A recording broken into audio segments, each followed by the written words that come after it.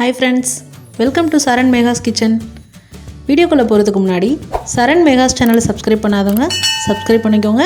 மறக்காம அந்த பெல் பட்டனை பிரஸ் பண்ணிக்கோங்க. Hi viewers, இன்னைக்கு நம்ம வாழை இலையில எப்படி ஆம்லெட் பண்ணலாம்னு பார்க்கலாங்க. ரொம்ப ஒரு டிஃபரண்டான ஹெல்தியான ரெசிபி. வாங்க எப்படி செய்யலாம்னு பார்க்கலாம். ஃபர்ஸ்ட் ஆம்லெட்டுக்கு தேவையான முட்டையை ஒரு பவுல்ல உடைச்சு எடுத்துக்கோங்க. அதுக்கு அப்புறமா கொஞ்சமா பொடியா நறுக்கின கருவேப்பிலை, பொடியா நறுக்கின வெங்காயம், தேவையான அளவு உப்பு, காரத்துக்கேற்ப தனி மிளகாய் தூள், இது எல்லாத்தையும் சேர்த்து நல்லா பீட் பண்ணிக்கோங்க. இப்போ நம்ம ஆம்லெட் போடுறதுக்கான கலவை தயாராயிடுச்சுங்க.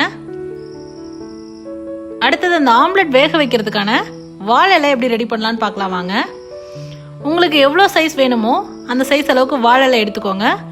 அதை எடுத்துட்டு இந்த மாதிரி உங்களுக்கு எந்த சைஸ் வேணுமோ அந்த அளவுக்கு எடுத்த பிறகு அதை அடுப்பில் லைட்டாக வாட்டிக்கோங்க. எதுக்காக வாட்டுறோன்னு பார்த்தீங்கன்னா, நீங்கள் வாழை இலையை வாட்டிட்டீங்க அப்படின்னா நீங்கள் எந்த அளவுக்கு நியூஸ் பேப்பர் எப்படி ஃபோல்ட் பண்ணுறீங்களோ அந்த அளவுக்கு ஃபோல்ட் பண்ணால் உங்களுக்கு எப்படி வேணாலும் உங்களுக்கு வளைஞ்சு கொடுக்குங்க. இப்போ பாருங்கள், நம்ம வாட்டிட்டு எப்படி பேக் பண்ணுறதுன்னு பார்க்குறோம். ஒரு பக்கமாக இந்த மாதிரி சுருட்டிட்டுங்க, ரெண்டாக மடித்து அதுக்கப்புறம் ஆப்போசிட் டைரக்ஷன்லேயும் அந்த மாதிரி அப்படியே சுருட்டிட்டு வாங்க. இப்போ பார்த்தீங்கன்னா உங்களுக்கு ஒரு பேக் மாதிரி கிடச்சிரும். அதுக்கப்புறமா அந்த ஹோலில் நம்ம ஏற்கனவே முட்டை கலக்கி வச்சுருக்கோம் இல்லைங்களா, அந்த கலவையை அதில் சேர்க்க போகிறோம். ஏற்கனவே நம்ம வீடியோவில் மீன் பொளிச்சது எப்படி செய்யலான்னு வாழை யூஸ் பண்ணி காமிச்சிருக்கேங்க. நீங்கள் வீடியோ பார்க்காதவங்க கீழே டிஸ்கிரிப்ஷன் லிங்க் கொடுக்குறேன், யூஸ் பண்ணிக்கோங்க. இப்போ பாருங்கள், நம்ம கலக்கி வச்சுருக்க முட்டை கலக்கையை அதில் சேர்த்தாச்சு. இப்போ இது எல்லாத்தையும் சேர்த்து நம்ம வாழை நார் இருக்கு இல்லைங்களா, வாழை மரத்துலேயே கிடைக்கும், அதை வச்சு நான் கட்ட போகிறேன். அப்படி இல்லாட்டி நீங்கள் நூல் கிடைச்சாலும் நூலில் கட்டிக்கோங்க. அப்படியே சேர்த்து வச்சு கட்டிடுங்க. கிட்டத்தட்ட நம்ம ஹோட்டலில் கொடுக்குற சாம்பார் பேக்கெட் மாதிரிங்க, அந்த ஸ்டேஜில் அந்த மாதிரி கட்டிக்கோங்க.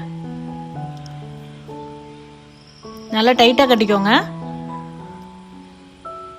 அவ்வளோதான், நம்ம இப்போ கட்டி பேக் பண்ணியாச்சுங்க. அடுத்தது எப்படி குக் பண்ணலான்னு பார்க்கலாம் வாங்க. இப்போ தோசைக்கல் நல்லா சூடு பண்ணிவிட்டு லைட்டாக தேவையான அளவு எண்ணெய் விட்டுக்கோங்க. எண்ணெய் சூடானதும் நம்ம பேக் பண்ணி வச்சுருக்கோம் இல்லைங்களா, அந்த முட்டை கலவையை வாழை இலையில் போட்டு பேக் பண்ணியிருக்கோம்ல, அந்த பேக்கை அந்த தோசைக்கல்லில் வச்சு மீடியம் ஃப்ளேமில் ஸ்டவ் வச்சு வேக வைக்கணுங்க. திருப்பி போட்டு போட்டு வேக வைக்கணும். உங்களுக்கு முட்டை அப்படிங்கிறதுனால கொஞ்சம் சீக்கிரமாகவே குக் ஆகிடும். பாருங்க, நான் திருப்பி காமிச்சிருக்கேன் உங்களுக்கு. ஒரு சைடு பாருங்கள், இலையெல்லாம் வெந்து வந்திருக்கு. இந்த மாதிரி இலை வாழை இலை வெந்து வரும்போது உங்களுக்கு ரொம்ப ரொம்ப நல்லதுங்க. அதில் வாழை இலையில் ரொம்ப ரொம்ப நிறைய மருத்துவ பயன்கள் இருக்குது. முக்கியமாக கேன்சர் செல்கள்லாம் அழிக்குதுங்க. அதுலேருந்து வரக்கூடிய பச்சையும் நமக்கு கிடைச்சது அப்படின்னா கேன்சர் செல்கள்லாம் அழிக்குது, நோய் எதிர்ப்பு சக்தியை அதிகப்படுத்துது. இந்த மாதிரி நிறைய பயன்கள் வாழை இலையில் உண்டு. அவ்வளோதான் பாருங்கள், நம்மளோட சுவையான வாழை ஆம்லெட் தயாராகிடுச்சு. இப்போ நான் திறந்து காமிக்கிறேன் பாருங்கள். உங்களுக்கு சுட சுட இருக்குங்க. அப்படியே திறந்து காமிக்கிறேன் பாருங்கள். உங்களுக்கு திறந்த உடனே பார்த்தீங்கன்னா அந்த ஃப்ளேவர் அவ்வளோ சூப்பராக இருந்ததுங்க. சாப்பிடும் போது அந்த வாழலையோட ஃப்ளேவர் உங்களுக்கு அப்படியே கிடைக்கும். முட்டையில் பாருங்கள், முட்டை நல்லா குக்காகி வந்திருக்கு. உங்களுக்கு முட்டை இன்னும் நல்லா குக் ஆகணும்னா ஒரு ஹாஃப் பாயில் பதத்துக்கு எடுத்துருக்கேங்க. உங்களுக்கு இன்னும் முட்டை நல்லா குக் ஆகணும் அப்படின்னா இன்னும் கொஞ்சம் நேரம் வேக விட்டு எடுத்துக்கோங்க.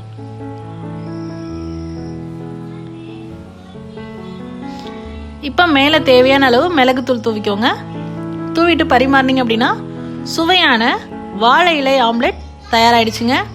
இது போன்ற ஹெல்தி ரெசிபீஸ்க்கு மறக்காமல் சரண் மெகாஸ் சேனலை சப்ஸ்கிரைப் பண்ணுங்கள். இந்த வீடியோ உங்களுக்கு பிடிச்சிருந்தா லைக் பண்ணுங்கள், ஷேர் பண்ணுங்கள், மறக்காமல் கமெண்ட் பண்ணுங்கள். தேங்க்ஸ் ஃபார் வாட்சிங் ஃப்ரெண்ட்ஸ்.